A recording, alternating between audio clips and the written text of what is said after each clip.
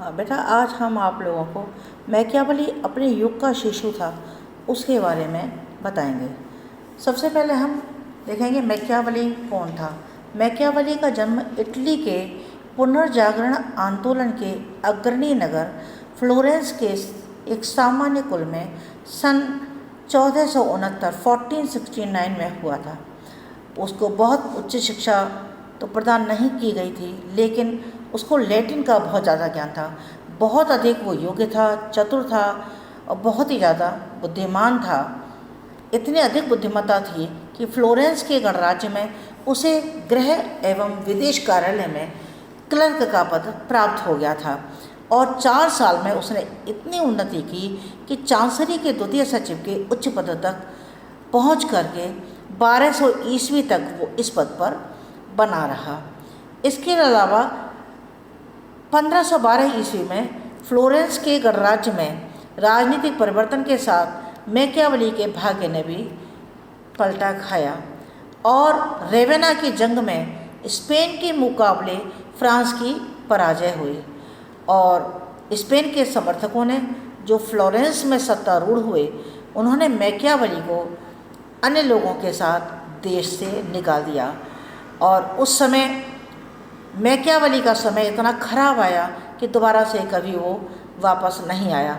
उसके बाद में मैकियावेली के परिवार के शासन के विरुद्ध षड्यंत्र के संदेह में मैकियावेली को जेल में डाल दिया और बाद में काफ़ी प्रयत्नों के बाद उसे जेल से छुटकारा मिल गया। और इस समय इटली की दशा बहुत ही ज़्यादा अस्थिर थी, असंगठित थी और सन 1527 में 58 वर्ष की आयु में संगठित इटली का स्वप्न देखने वाले महान इटालियन की एक साधारण व्यक्ति की तरह मृत्यु हो गई। यहाँ अगर हम मैकियावेली की रचनाओं के बारे में न बताएं तो ये भी ठीक नहीं होगा। मैकियावेली न केवल एक अनुभवी कूटनीतिज्ञ और प्रशासक था, वरन वो इतिहास और राजनीति का महान लेखक भी था और उसने नगर राज्यों की जो अस्थिर राजनीति थी उसके कूटनीतिक भविष्य को अस्त व्यस्त कर दिया था। तथापि उसकी लेखनी ने महानतम राजनीतिक लेखकों की श्रेणी में स्थापित कर दिया। उसकी जो रचनाएं थीं उनमें सबसे महानतम कृति है उसकी द प्रिंस। उसके बाद में प्रिंस जो है लोरेंजो को संबोधित किया गया है, जो कि अरबिनो का ड्यूक था। वैसे तो प्रिंस 1513 ईस्वी में लिखा गया था, लेकिन इसका प्रकाशन मैकियावेली की मृत्यु के 5 वर्ष बाद 1532 में इसका प्रकाशन हुआ।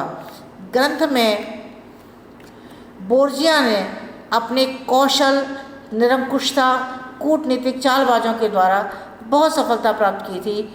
उसमें बताया गया है कि वह मैकियावेली के लिए एक आदर्श शासक बन गया, जिसकी प्रशंसा करने में मैकियावेली कभी भी नहीं थकते थे। और प्रिंस में बोर्जिया को उन्होंने अपना चरित्र नायक बना लिया था। प्रिंस नामक ग्रंथ में मध्यकालीन विचार प्रक्रिया के ढंग को त्याग करके विचार और चिंतन की नई शैली को अपनाया गया था।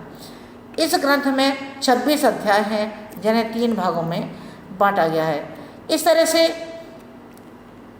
मैकियावेली ने प्राचीन रोमन ग्रंथों का अनुशीलन करते हुए उसने बहुत सारी पुस्तकें लिखी, लेकिन जो उसकी अन्य रचनाएं हैं जैसे history of Florence, novel Belfagor, act of war, ये सब उसकी प्रमुख पुस्तकें हैं। अब हम मुख्य बिंदु पर आते हैं, जो है मैकियावेली अपने युग के शिशु के रूप में, या हम दूसरे शब्दों में कह सकते हैं कि मैकियावेली अपने युग का पुनर्जागरण का प्रतिनिधि था। यानी मैकियावेली को पुनर्जागरण का प्रतिनिधि भी कहा जाता है। यानी साधारणतः अगर हम देखें तो प्रत्येक दार्शनिक अपने या कोई भी विद्वान अपने युग का शिशु होता है, क्योंकि उसके चिंतन पर समकालीन परिस्थितियों का, घटनाओं का और उस समय की जो प्रचलित विचारधाराएं हैं उनका प्रभाव तो पड़ता ही है। वह अपने देश और काल के रंग में इतना रंगा हुआ होता है, फिर भी राजनीतिक विचारों के इतिहास में मैकियावेली को ही अपने युग के शिशु की संज्ञा दी जाती है। अन्य दार्शनिक या विद्वानों को इस तरह की कोई संज्ञा नहीं दी गई है। तो इसका कारण यह है कि मैकियावेली पर अपने समकालीन राजनीतिक, सामाजिक, आर्थिक और नैतिक विचारों की छाप स्पष्ट रूप से हमें देखने को मिलती है।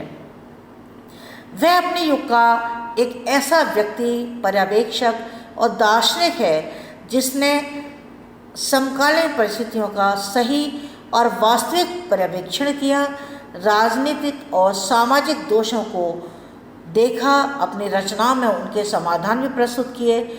इसलिए मैकियावेली पर अपने युग का रंग विशेष रूप से चढ़ा हुआ है और इसीलिए उसको यह श्रेय दिया जाता है कि मैकियावेली अपने युग का शिशु था। लेकिन इसके साथ साथ मैकियावेली का युग पुनर्जागरण का था और इसलिए उसे पुनर्जागरण का प्रतिनिधि भी कहा जाता है। मैकियावेली अपने युग से जितना प्रभावित हुआ उतना बहुत ही कम लेखक अपने युग से प्रभावित होते हैं। उसे छोड़कर शायद ही कोई ऐसा दूसरा राजनीतिक विचारक हुआ होगा जिसे अपने संपूर्ण लेखन कार्य समकालीन परिस्थितियों के आधार पर किया हो। इसमें कोई संदेह नहीं है, यदि वह विभिन्न परिस्थितियों में रहता उसके विचार भी भिन्न होते। और वास्तव में ये सही है कि यदि मैकियावेली इटली में 15वीं शताब्दी में पैदा न हुआ होता तो उसे राजनीतिक दर्शन के इतिहास में वह स्थान प्राप्त न हुआ होता जो उसे आज प्राप्त है। प्लेटो, अरस्तु ये भी अपने काल के शिशु थे, उनका ध्यान भी अपने युग की समस्याओं की ओर आकृष्ट हुआ था। वे भी किसी न किसी रूप में अपने समय की परिस्थितियों से प्रभावित थे, लेकिन मैकियावेली इन सब बातों में उनसे कहीं अधिक बढ़ा हुआ था। वह न केवल अपनी समकालीन परिस्थितियों से विशेषतः प्रभावित हुआ, बल्कि उसने परिस्थितियों के दोषों को स्पष्ट किया और उनके समाधान भी बताए। उसके प्रत्येक विचार और सिद्धांत में हमें इटली की उस समय की तत्कालीन परिस्थितियों की झलक देखने को मिलती है। इसलिए जोन्स कहते हैं कि मैकियावेली फ्लोरेंस का पुनर्जागरण का शिशु था। सेबाइन भी कहते हैं कि इटली को जितना अधिक मैकियावेली जानता था उतना अधिक और कोई भी नहीं जानता था। तो इसलिए प्रोफेसर डनिंग कहते हैं, या उनका यह कथन अक्षरशः सत्य होता है कि वह प्रतिभा संपन्न फ्लोरेंस वासी वास्तविक अर्थों में अपने युग का शिशु था। अब वो कौन से तत्व थे जिन्होंने मैकियावेली पर सबसे अधिक प्रभाव डाला और जिसकी वजह से, जिनके प्रभाव से मैकियावेली अपने युग का शिशु कहलाया? तो सबसे पहले आता है पुनर्जागरण, यानी मैकियावेली का जन्म ज्ञान और बुद्धि के पूर्णोदय काल में हुआ था और उसकी उन सारी रचनाओं में पुनर्जागरण की आत्मा स्पष्ट रूप से झलकती है।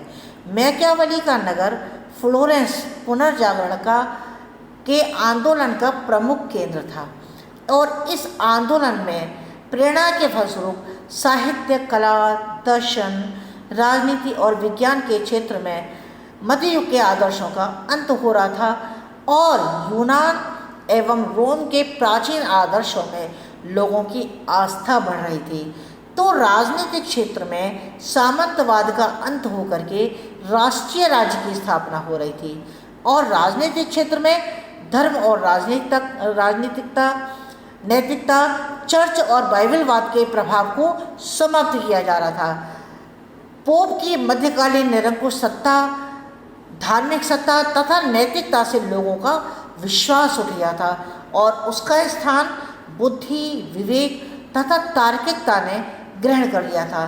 तो इसलिए जनता का जो दृष्टिकोण है वो धार्मिक दृष्टि से उदार और वैज्ञानिक होता जा रहा था।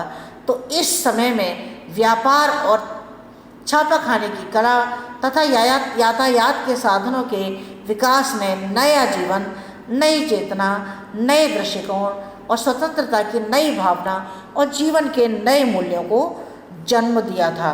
इस तरह इस पुनर्जागरण आंदोलन की मुख्य विशेषता यह थी कि मध्य युग के प्रभाव से पूर्णतः यह काल मुक्ति के उद्देश्य से प्रेरित था और फ्लोरेंस वासी होने के कारण मैकियावेली पर भी इसका गलत प्रभाव पड़ा और उससे प्रेरित होकर के मध्ययुगीन धार्मिक और नैतिक मान्यताओं से मुक्त होकर के प्राचीन इतिहास के अपने अध्ययन के आधार पर राजनीति के क्षेत्र में सर्वथा नवीन विचारों का प्रतिपादन किया और ऐसे विचार जो न कि सिर्फ चौंकाने वाले थे बल्कि नई दिशा को दिखाने वाले भी थे। तो ये जितने भी सिद्धांत हैं वो सभी सिद्धांत पुनर्जागरण के युग की देन है। इसके अलावा दूसरा पॉइंट आता है शक्तिशाली निरंकुश राजतंत्रों की स्थापना, यानी पुनर्जागरण काल भारी राजनीतिक परिवर्तन का काल था। जब मैकियावेली का आविर्भाव हुआ तो परिषदीय आंदोलन समाप्त हो चुके थे। शक्तिशाली शासकों ने सामंतों और उनकी प्रतिनिधि मूलक संस्थाओं का दमन कर दिया था और निरंकुश राजतंत्रों को स्थापित कर दिया था। पश्चिमी यूरोप के लगभग सभी राज्यों में सामंतों के हाथ से शक्तियां छीन करके राजाओं के हाथ में केंद्रित हो गई थी और यह युग राज्य और चर्च दोनों में वीर पुरुषों की निरंकुश सत्ता का युग था। इंग्लैंड में हेनरी सप्तम, फ्रांस में लुई 11वां, चार्ल्स अष्टम और लुई 12वें ने और स्पेन में फर्डिनेंड ने निरंकुश राजतंत्रों की स्थापना कर ली थी। वास्तव में यह युग सबल राजतंत्र का युग था।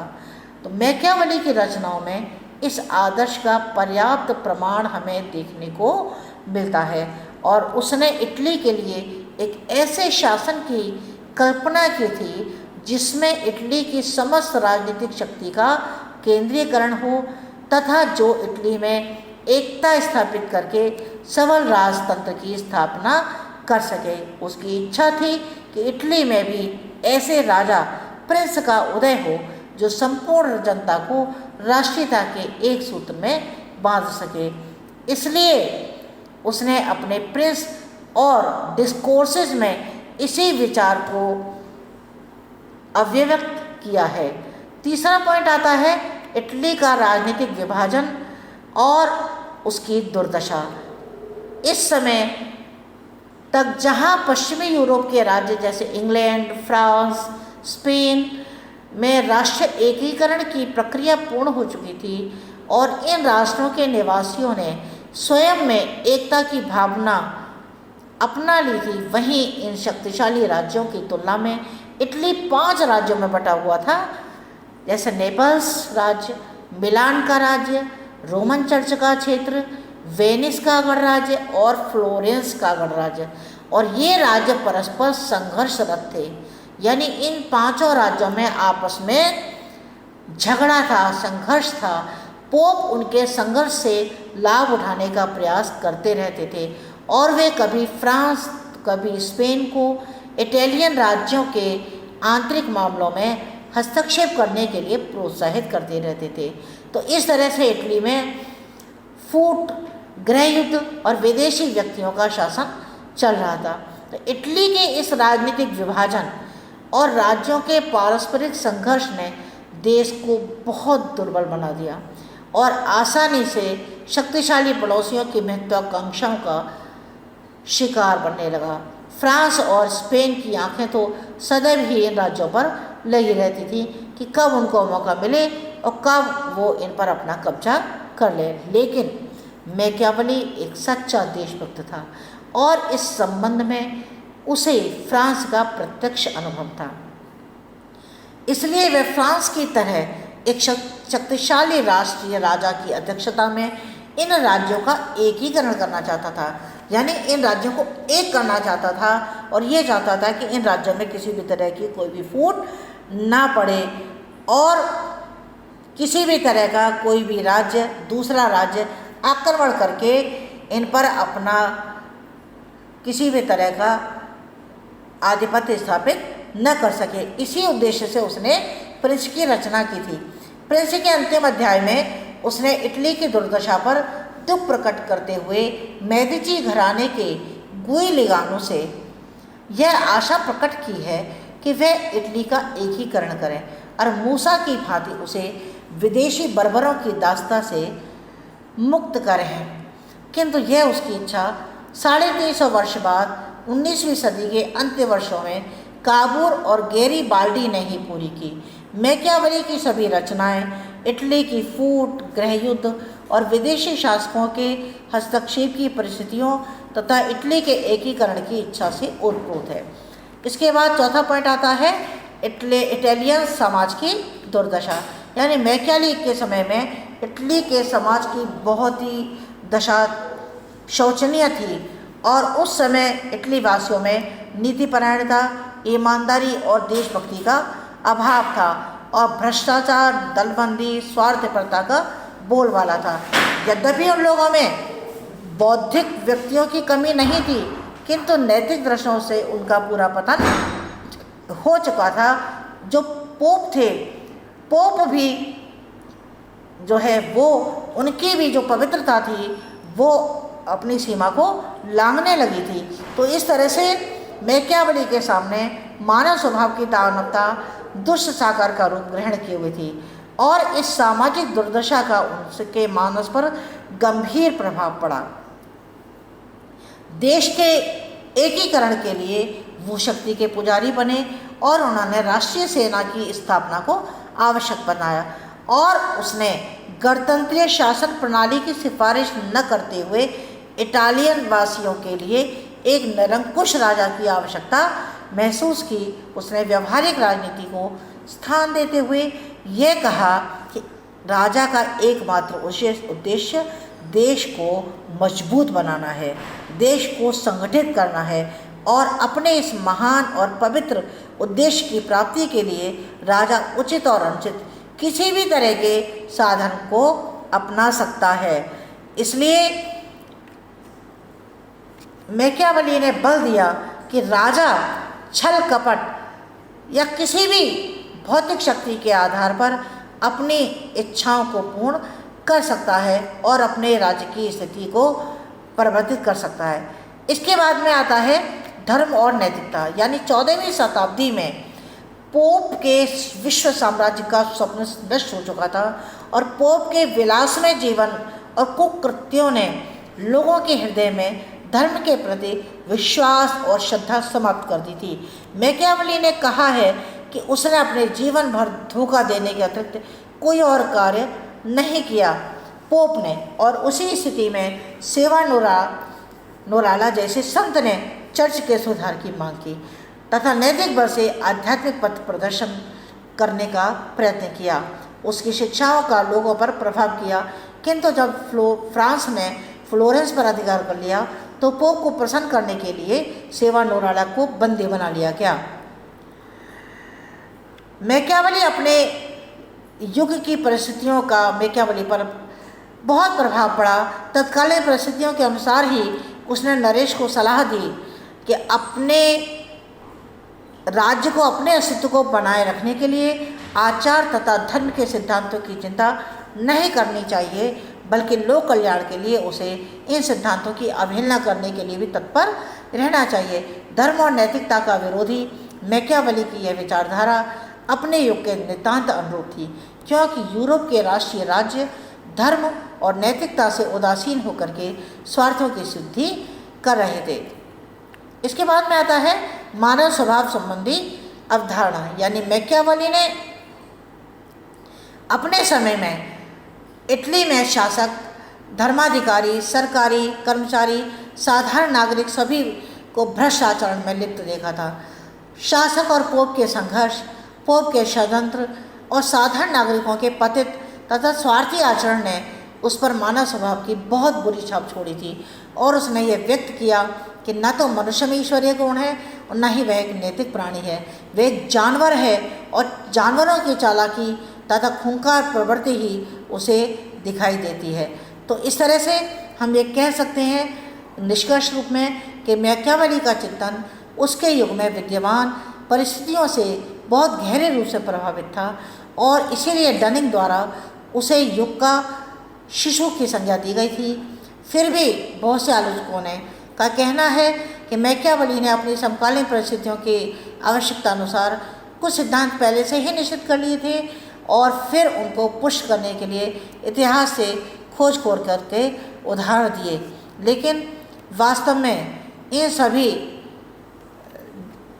जो भी पॉइंट हैं जो उसके इन सब चीज़ों को सत्य सिद्ध करते हैं, हम ये कह सकते हैं कि वास्तव में जो मैकियावेली था उस पर हमें किसी तरह का आरोप नहीं लगाना चाहिए।